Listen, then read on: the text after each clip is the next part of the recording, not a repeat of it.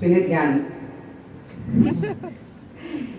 എന്നിങ്ങനെ ഞങ്ങള് ഇതിനു മുന്നേ ഒരുമിച്ചൊരു ഇനോഗ്രേഷൻ ചെയ്തിരുന്നു. അന്ന് ധ്യാനം എടുത്ത് പറഞ്ഞു, മെസ്സിയെ കാണാനാണോ? അല്ല, മെസ്സിയുടെ എന്തോ ഒരു കഥ പറഞ്ഞു വന്ന്. ധ്യാനം ഓർമ്മയുണ്ടാവില്ല ധ്യാൻ എന്തൊക്കെ കഥകളാ പറയുന്നതെന്ന്. മെസ്സിയെ കാണാനുള്ള അവസരം ഉണ്ടായിട്ട് അത് വേണ്ടെന്ന് വെച്ച് ഞാൻ ഇനോഗ്രേഷൻ വന്നു എന്നൊക്കെ പറഞ്ഞ്. എനിവേസ് ഓൾവേസ് ഞാൻ എപ്പോഴും പറയാറുള്ള കാര്യം, ഞാൻ ഒരുപാട് ഇങ്ങനെ ഇന്റർവ്യൂസ് ഒന്നും വാച്ച് ചെയ്യുന്ന ഒരാളല്ല. സോഷ്യൽ മീഡിയ അങ്ങനെ വലുതായിട്ട് കാണാറില്ല. ഞാൻ തന്നെ എന്തെങ്കിലും ഇന്റർവ്യൂ കൊടുത്താൽ അതൊന്നും സോഷ്യൽ മീഡിയയിൽ കാണാറില്ല. പക്ഷെ വെനെവർ ഐ ഫീൽ ലോ, ലൈഫിൽ എന്തെങ്കിലും ഒരു ക്രൈസിസ് ഫീൽ ചെയ്ത് ഭയങ്കര ലോ ആയിട്ടിരുന്ന ഇമ്മീഡിയറ്റ്ലി ഞാൻ യൂട്യൂബിൽ പോയിട്ട് ടൈപ്പ് ചെയ്യും ധ്യാൻ ശ്രീനിവാസൻ ഇന്റർവ്യൂ. അല്ലെങ്കിൽ ഇതിന് മുന്നേ ഞാൻ ടൈപ്പ് ചെയ്തിരുന്നത് ശ്രീനിവാസൻസ് ഇന്റർവ്യൂ എന്നാണ്.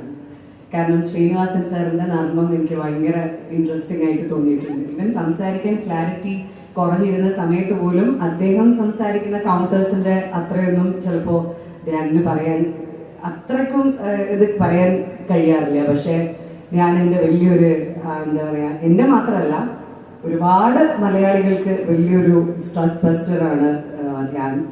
സോ ഏറ്റവും കൂടുതൽ ധ്യാനോട് എല്ലാവർക്കും തോന്നുന്ന കണക്ഷൻ എന്ന് പറയുന്നത് വളരെ സ്ട്രൈറ്റ് ഫോർവേഡ് ആയിട്ടും ഓപ്പൺ ആയിട്ടും സംസാരിക്കുന്നതുകൊണ്ടാണ്.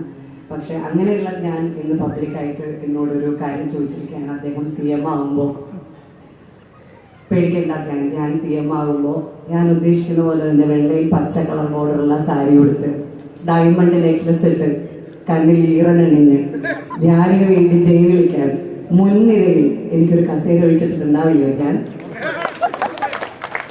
ഇൻവിറ്റേഷനോടുകൂടി എനിക്ക് വരാൻ കഴിയുള്ളൂ. ഞാൻ എന്നെ മറക്കില്ല. അത്തരത്തിലൊരു നിലയിലെത്തി കഴിയുമ്പോഴും CM ആയി കഴിയുമ്പോഴും ഞാൻ പാവാടക്കാരിയെ മറക്കില്ല എന്ന് ഞാൻ കരുതിക്കോട്ടെ. ഞാൻ അപ്പൊ എന്തായാലും